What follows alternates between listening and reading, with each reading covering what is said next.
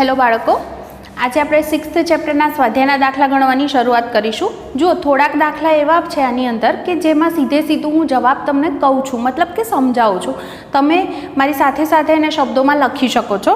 જેમ કે first question છે કે કોઈ પદાર્થ પર થતા કાર્યનું ચિહ્ન સમજવું અગત્યનું છે। આપેલી રાશિ ધન છે કે ઋણ એ કાળજીપૂર્વક દર્શાવો। તમારે એ દર્શાવવાનું છે કે ધન છે કે ઋણ, બરાબર। આપણને કાર્ય ગણવાના કીધેલા છે। કાર્ય ગણવાનું કે ત્યારે હંમેશા જો બળ અચળ હોય તો પહેલું સૂત્ર આપણા મગજમાં આવે FD cos થીટા, હે ને। બળ ગુણ્યા સ્થાનાંતર ગુણ્યા બંને વચ્ચેનો ખૂણો cos થીટા। ફર્સ્ટ ક્વેશ્ચન છે, સાંભળજો।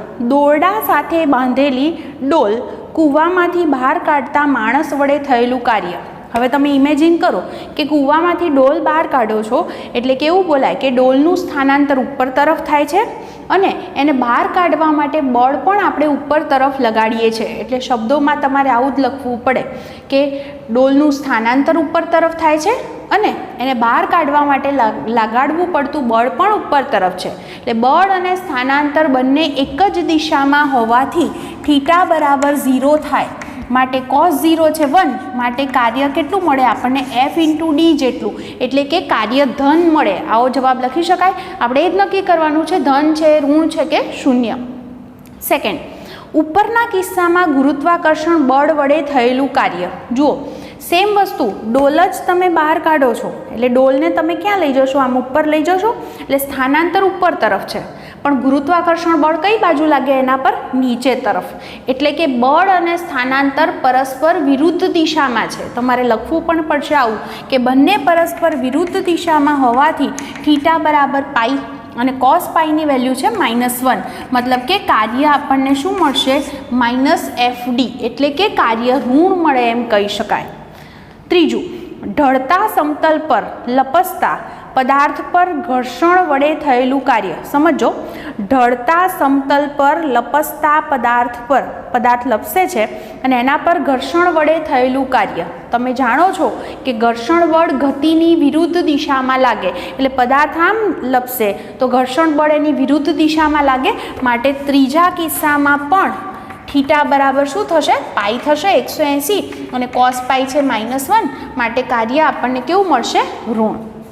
ચોથો કિસ્સો, ખરબચડા સમક્ષિતિજ સમતલ પર સમાન વેગથી ગતિ કરતા પદાર્થ પર લગાડેલ બળ વડે થતું કાર્ય। રસ્તો ખરબચડો છે, તમારે તમારા પદાર્થને ગતિ કરાવવી છે તો એના માટે તમે બાહ્ય બળ લગાડો છો। એક સીધી વસ્તુ છે કે આપણે કઈ દિશામાં બાહ્ય બળ લગાડશું? જે દિશામાં પદાર્થને લઈ જવો હોય, તમારે આમ લઈ જવો હોય તો તમે આમ ધક્કો નથી મારવાના। એનો અર્થ કે પદાર્થની ગતિ જે દિશામાં છે એ જ દિશામાં આપણે બળ લગાડીએ છીએ। એટલે કે બળ અને સ્થાનાંતર એક જ દિશામાં છે એટલે થીટા બરાબર 0, તો કાર્ય તમને કેવું મળશે? cos 0 1, કાર્ય ધન મળશે। અને છેલ્લું, દોલન કરતા લોલકને સ્થિર કરવા માટે હવાના અવરોધક બળ વડે થયેલું કાર્ય। લોલક આમ દોલન કરતું હોય પછી ધીમે કરતાં એ સ્થિર થઈ જાય છે, કારણ હવાનું અવરોધક બળ લાગે છે। તો અવરોધક બળ એને અવરોધે છે એટલે કે એ પણ ગતિની હંમેશા કેવી દિશામાં લાગતું હોય? વિરુદ્ધ દિશામાં। વિરુદ્ધ દિશામાં લાગે એનો મતલબ કે થીટા બરાબર શું હોય? પાઈ, અને cos પાઈ ફરી પાછા -1, એનો અર્થ એવો થાય કે કાર્ય આપણને કેવું મળશે? ત્યાં ઋણ મળશે। તો આ જવાબ તમે આ રીતે શબ્દોમાં લખી શકો છો। સેકન્ડ ક્વેશ્ચન પર જઈએ।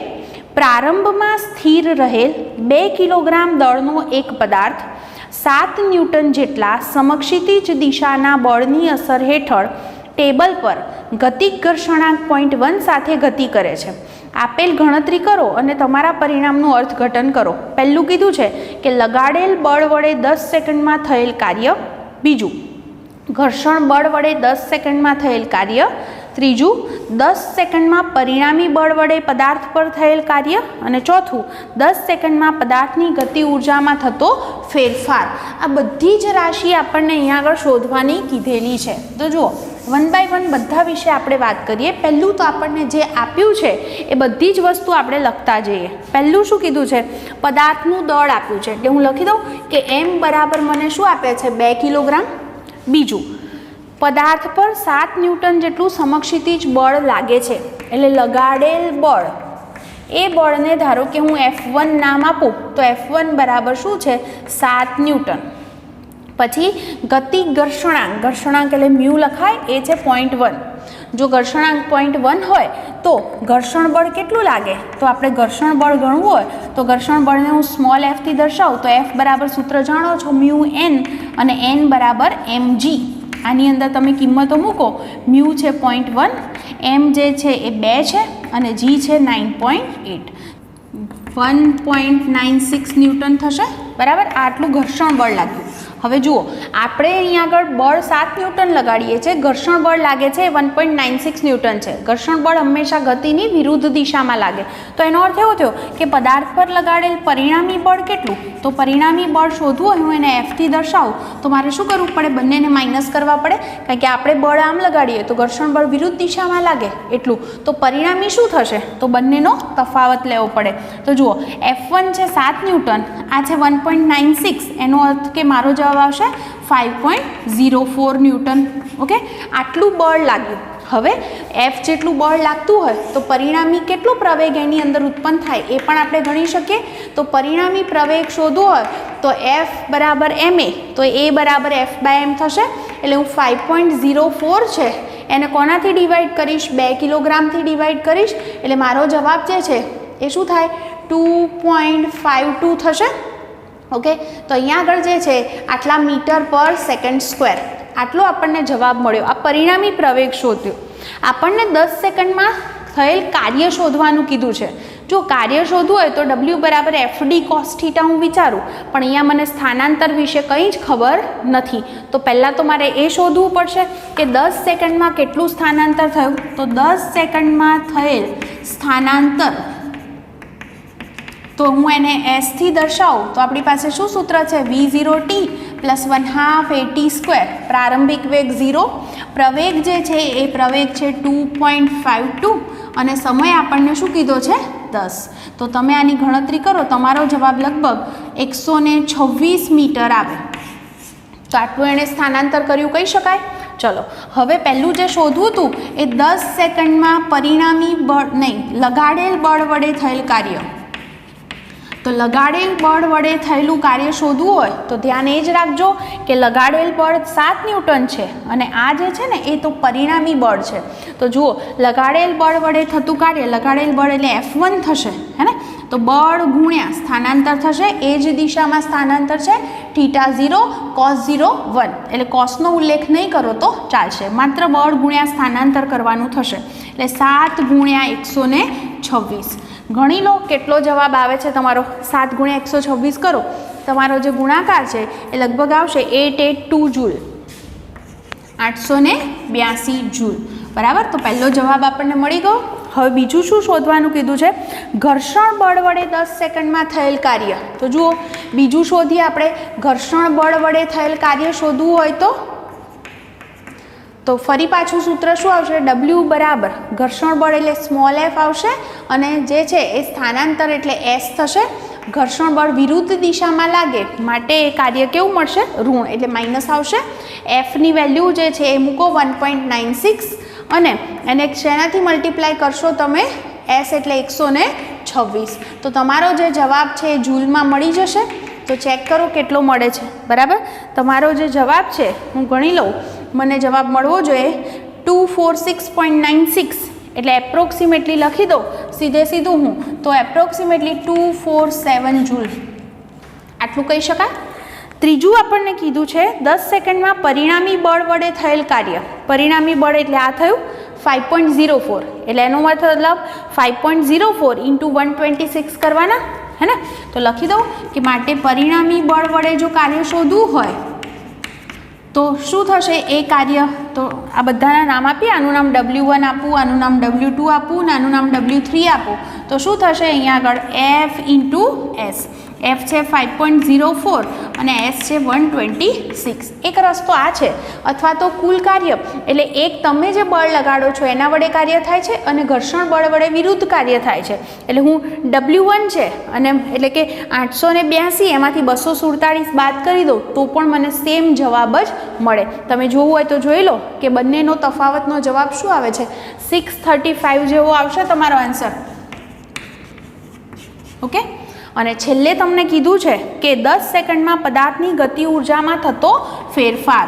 ગતિ ઉર્જામાં થતો ફેરફાર શોધવો હોય તો આપણી પાસે શું સૂત્ર છે? W બરાબર ડેલ્ટા K, હે ને? તો આના પરથી પરિણામી જે છે એ પરિણામી જ કાર્ય આપણે ગણતરીમાં લેવું પડે. એ થશે 635 જૂલ. તો ગતિ ઉર્જામાં આટલો ફેરફાર થાય છે જે પરિણામી બળ વડે થતા કાર્ય જેટલો છે એમ આપણે કહી શકીએ. તો જુઓ તમને આખો દાખલો દેખાય એ રીતે તમે એને આખો નોંધ કરી લો. પહેલાં જુઓ 6.3 આકૃતિમાં એક પરિમાણમાં સ્થિતિ ઉર્જા વિધેયના કેટલાક ઉદાહરણ આપ્યા છે. કણની કુલ ઉર્જાનું મૂલ્ય y અક્ષ પર ચોકડીથી દિશાની વડે દર્શાવ્યું છે. એટલે જ્યાં જ્યાં ક્રોસ કર્યો છે એ કુલ ઉર્જા E દર્શાવે છે. દરેક વિસ્તારમાં એવો વિસ્તાર શોધો કે જેમાં આપેલ ઉર્જા માટે કણ અસ્તિત્વ ધરાવતો ન હોય. આ ઉપરાંત દરેક કિસ્સામાં કણની કુલ લઘુત્તમ ઉર્જા કેટલી હોવી જોઈએ તે દર્શાવો. ભૌતિક શાસ્ત્રની દ્રષ્ટિએ આવા કેટલાક ઉદાહરણ વિચારો કે જેમની સ્થિતિ ઉર્જાના મૂલ્ય આ સાથે મળતા આવતા હોય. જો આપણને અહીંયા આગળ જે આલેખો દોરીને આપ્યા છે ને, તમે જોઈ શકો છો 4 આલેખ દોરીને આપ્યા છે. ABCD હું એના નામ આપું તો આ 4 આલેખ છે મારી પાસે. આમાં મારે એ દર્શાવવાનું છે કે કણ ક્યાં ન હોય. જુઓ એક વસ્તુ યાદ કરો કે આપણે જ્યારે કુલ ઉર્જા કહીએ છીએ ત્યારે બે ઉર્જાનો સરવાળો છે, ગતિ ઉર્જા પ્લસ સ્થિતિ ઉર્જા. જો હું આમાંથી ગતિ ઉર્જાને સૂત્રનો કરતા કરું તો આવું લખી શકાય E માઇનસ V, એટલે કે કુલ ઉર્જામાંથી સ્થિતિ ઉર્જા બાદ કરીએ તો ગતિ ઉર્જા મળે. યાદ રાખો ગતિ ઉર્જાનું મૂલ્ય ક્યારેય ઋણ ન હોય, કારણ 1/2 mv², વીનો સ્ક્વેર છે, હે ને? એટલા માટે ક્યારેય ગતિ ઉર્જા ઋણ હોઈ શકે નહીં. એટલે કે જો કે ઋણ ન હોઈ શકે એટલે એનો અર્થ એવો થાય કે જો કે ઋણ મળે, નેગેટિવ મળે, તો એનો અર્થ એવો થાય કે એ વિસ્તારમાં આવું લખી દઉં પહેલેથી, કણ હોઈ શકે નહીં. એ ખોટું છે. તે વિસ્તારમાં કણ હોઈ શકે નહીં. તો હવે જો આપણે ચેક કરવાનું. હવે આપણને સીધે સીધું ખબર કેવી રીતે પડે? આ સૂત્ર પરથી. જો E કરતાં V મોટો હોય તો બાદ થતી કિંમત મોટી હોય તો જવાબ નેગેટિવ આવે. એનો અર્થ એવો થાય કે કુલ ઉર્જા કરતાં જો સ્થિતિ ઉર્જા વધારે હશે જ્યાં ત્યાં આગળ ગતિ ઉર્જા ઋણ મળશે અને ત્યાં કણ હોઈ શકે નહીં. તો પહેલી આકૃતિ જુઓ. આમાં આ x બરાબર 0 થી આટલું x બરાબર x સ્થાન કહું એની વચ્ચે તમને કંઈ જ દર્શાવ્યું નથી. તો અહીંયા આગળ કણ હોઈ શકે, પણ એના પછીનો વિસ્તાર જુઓ. આને હું A નામ આપું, ચલો ને. તો હું આ જો વિસ્તાર કહું, કયો વિસ્તાર? x ગ્રેટર ધેન A વિસ્તાર, A થી મોટો એટલે આના પછીનો. આની અંદર આકૃતિમાં જુઓ કુલ ઉર્જા આટલી જ છે, આટલી સુધી આ કુલ ઉર્જા છે. ક્રોસથી જે બતાવીએ એના કરતાં સ્થિતિ ઉર્જાનો આલેખ આ છે. એનો મતલબ એમ થાય કે વિસ્તારમાં કુલ ઉર્જા કરતાં સ્થિતિ ઉર્જા વધારે છે, માટે એનો અર્થ એવો થાય કે K નેગેટિવ મળે, માટે એ વિસ્તારમાં કણ હોઈ શકે નહીં. એટલે પહેલો જવાબ મળ્યો તમારો કે x ગ્રેટર ધેન A વિસ્તાર હોય એમાં ક્યાંય કણ હોઈ શકે નહીં. બીજો જુઓ, આની અંદર જુઓ, આમાં E આટલી છે બરાબર, અને V0ની વેલ્યુ આ દરેક ABCD ચારે વિસ્તાર માટે વધારે જ છે. કોના કરતાં? કુલ ઉર્જા કરતાં. એટલે આ સમગ્ર આલેખની અંદર કુલ ઉર્જા કરતાં સ્થિતિ ઉર્જા વધારે હોવાથી આ આલેખમાં ક્યાંય પણ તમને કણ મળી શકે નહીં. બીજો જવાબ આવો થશે. ત્રીજાની વાત કરું. જુઓ અહીંયા આગળ ધ્યાનથી જોજો, કુલ ઉર્જાવાળી લાઈન આ જોવાની. ઓકે, કુલ ઉર્જા કરતાં સ્થિતિ ઉર્જા વધારે છે. કઈ કઈ જગ્યાએ? આટલો એક વિસ્તાર દેખાય છે, આ વિસ્તાર એટલે કયો? 0 થી A સુધીનો. ત્યારબાદ અહીંયા પણ દેખાય છે મને આ કયો વિસ્તાર? B થી મોટો. એટલે શું કહી શકાય? ક્યાંથી કયો વિસ્તાર? તો 0 થી A, બરાબર. અને બીજો કયો વિસ્તાર? B પછીનો. આ બંને વિસ્તાર હોય એટલે કે x ગ્રેટર ધેન B, આવું લખવું હોય મેથેમેટિકલી તો આવું લખાય. તો આ બંને વિસ્તારની અંદર કુલ ઉર્જા કરતાં સ્થિતિ ઉર્જા વધારે છે, અહીંયા કરતાં આ મોટું છે, માટે ત્યાં કણ હોઈ શકે નહીં. પણ A થી B આ વિસ્તારમાં કણ હોઈ શકે. કેમ? કારણ કે આ વિસ્તારમાં સ્થિતિ ઉર્જાનું મૂલ્ય આટલું છે જે કુલ ઉર્જા કરતાં ઓછું છે, માટે ત્યાં કણ હોઈ શકે. છેલ્લો ગ્રાફ જુઓ. આની અંદર જુઓ, હવે કુલ ઉર્જાવાળી લાઈન આ છે, આ કુલ ઉર્જા છે. ઓકે, એનાથી જ્યાં જ્યાં સ્થિતિ ઉર્જાનું મૂલ્ય વધારે હોય, વધારે તમને એક આ ભાગમાં દેખાય છે, એક આ ભાગમાં દેખાય છે. તો જ્યાં જ્યાં સ્થિતિ ઉર્જાનું મૂલ્ય વધારે હોય ત્યાં કણ હોઈ શકે નહીં. આ ભાગ એટલે કયો? -B/2 થી -A/2 આ વિસ્તાર, -b/2 થી -a/2 અને બીજો આ વિસ્તાર એટલે કયો તો a/2 થી b/2 આટલો જે વિસ્તાર છે એ વિસ્તારની અંદર ફરી પાછી સ્થિતિ ઉર્જાનું મૂલ્ય કેવું છે વધારે ગતિ ઉર્જા કરતાં માટે એ વિસ્તારમાં કણ હોઈ શકે નહીં. ટૂંકમાં આના પરથી જ આખી આ વસ્તુ સમજાવવાની હતી. ઓકે, ખ્યાલ આવી ગયો હશે. તો હવે એના પછીના ક્વેશ્ચન તરફ જઈએ.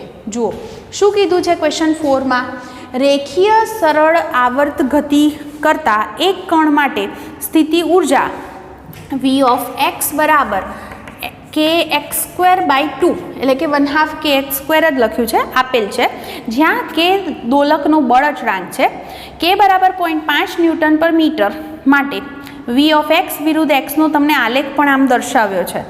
દર્શાવો કે આ સ્થિતિમાં 1 જૂલ જેટલી કુલ ઉર્જા ધરાવતો કણ x બરાબર ±2 મીટર પહોંચે એટલે પાછો જ ફરવો જોઈએ.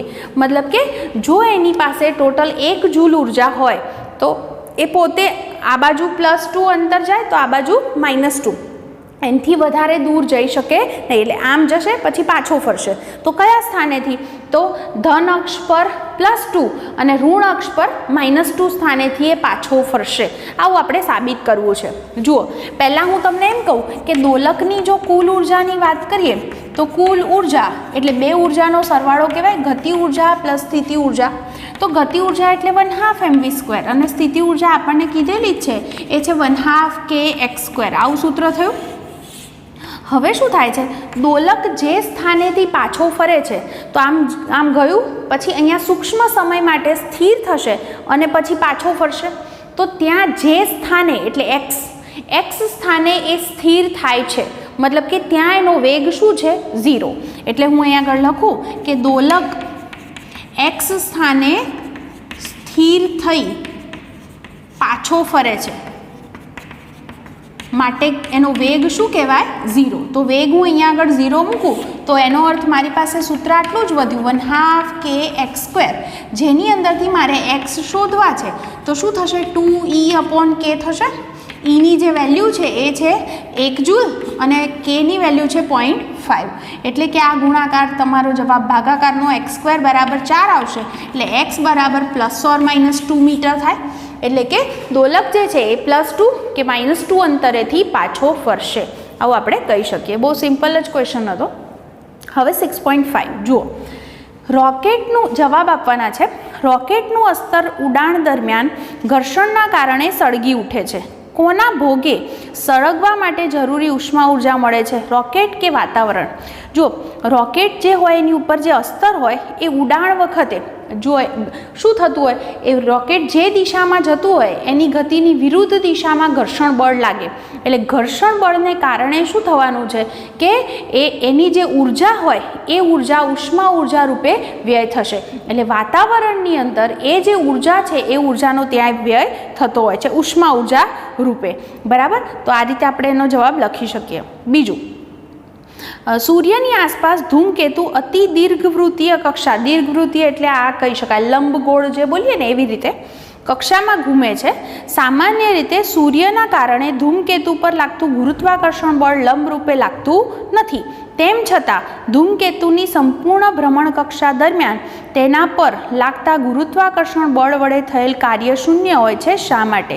જુઓ, એ ધૂમકેતુ જે છે એ ફરીને પાછો એ જ રસ્તે ત્યાં પાછો આવે તો એનું સ્થાનાંતર શૂન્ય ગણી શકાય. અને જો સ્થાનાંતર શૂન્ય હોય તો આપણે જાણીએ છીએ કે બંધ ગાળો થયો, ચક્રીય માર્ગ થયો, તો ગુરુત્વાકર્ષણ બળ સંરક્ષી બળ છે, હે ને? તો અહીંયા આગળ કહી શકાય કે ચક્રીય માર્ગ પર થયેલું કાર્ય 0, w બરાબર FD cos θ અને F.D વિચારો તો બળ જે હોય એ કેવી રીતે લાગે છે, લંબરૂપે લાગે છે સ્થાનાંતરને. તો એનો અર્થ એવો થાય કે ત્યાં આગળ કાર્ય જે છે એ કાર્ય 0 થશે.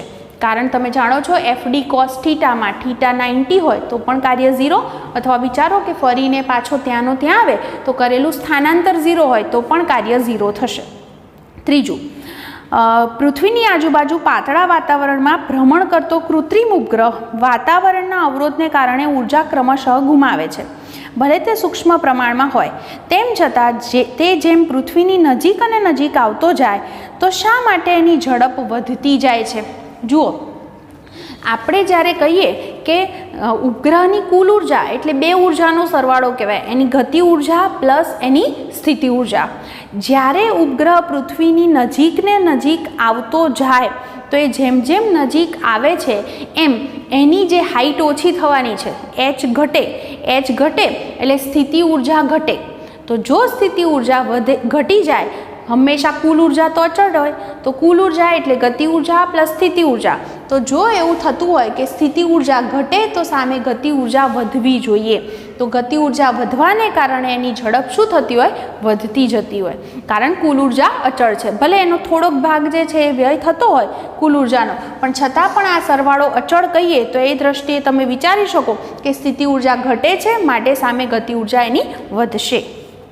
છેલ્લે તમને આકૃતિ દર્શાવી છે જેની અંદર તમે જોઈ શકો છો કે માણસ છે એક સ્થિતિમાં બ્લોક લઈને આમ ચાલે છે, બતાવ્યું છે, અને બીજી સ્થિતિમાં બ્લોક નીચે તરફ બાંધેલો છે. આ રીતે ક્વેશ્ચન કહે છે કે આકૃતિ 1માં એક માણસ તેના હાથમાં 15 કિલોગ્રામ દળ ઉચકીને 2 મીટર જેટલું ચાલે છે, અને બીજી આકૃતિમાં આટલું જ અંતર દોરડું ખેંચતા ચાલે છે.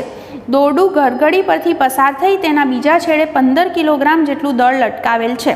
તો કયા કિસ્સામાં વધુ કાર્ય થયું હશે? જુઓ, 15 કિલોગ્રામ દળ ઉચકી અને પોતે એ 2 મીટર ચાલે છે એમ કીધું. એટલે પહેલો જે કિસ્સો કીધો છે એ પ્રમાણે માણસ જે છે એ માણસ માત્ર 2 કિલોમીટર, જો આવું થયું કે જ્યારે પોતે આવી રીતે પદાર્થ ઉચકીને ચાલે છે તો ગુરુત્વાકર્ષી બળ નીચે તરફ લાગે, એટલે બળ નીચે તરફ છે, અને પોતે આમ ચાલે છે લઈને, એટલે એનું સ્થાનાંતર આ દિશામાં છે. તો તમે લખી શકો ત્યાં કે ગુરુત્વાકર્ષી બળ નીચે તરફ છે અને સ્થાનાંતર એને લંબ દિશામાં થાય છે, એટલે થીટા બરાબર શું થશે ત્યાં આગળ? 90, અને cos 90 ની વેલ્યુ શું હોય? 0. માટે તમે કહી શકો કે થયેલું કાર્ય પહેલા કિસ્સાની અંદર શું થશે? FD cos થીટા, જેમાં થીટા બરાબર 90 છે, માટે કાર્ય શું મળશે તમને? 0. બીજા કિસ્સાની વાત કરીએ. બીજા કિસ્સામાં જુઓ, ગરગડી પરથી જે પદાર્થ છે એને લટકાવેલો હતો, હે, આ રીતે પદાર્થ જે છે એ લટકાવેલો છે, એવું તમને ત્યાં આગળ દર્શાવેલું છે. ઓકે, હા. બીજું, અને પછી અહીંયા આગળ ગરગડી પરથી એ પસાર કરી અને લટકાવેલો છે ને માણસ એને આમ ખેંચે છે. તો માણસ એને આમ ખેંચે છે તો એના માટે એ શું કરશે? અહીંયા આગળ આ જે દોરડું છે, પદાર્થ લટકાવેલો છે, એટલે દોરડામાં ઉધ્વ દિશાની અંદર બળ લાગતું હશે. તો દોરડાની અંદર બળ લાગતું હશે અને પદાર્થ, એટલે આ દિશામાં બળ લાગ્યું, અને આ જે ખેંચવાને કારણે સ્થાનાંતર પણ આ દિશામાં થશે.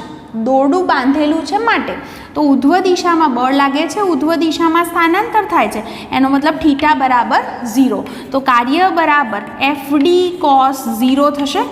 બળ જે છે F બરાબર mg, સ્થાનાંતર મૂકી દઉં તો અહીંયા આગળ કેટલો દળનો પદાર્થ હતો? 15 કિલોગ્રામ, જીની વેલ્યુ 9.8, અને સ્થાનાંતર આઈ થિંક 2 મીટર હતું. Yes, 2 metre. તો તમારો જે જવાબ છે એ શું આવશે? લગભગ 294 જૂલ.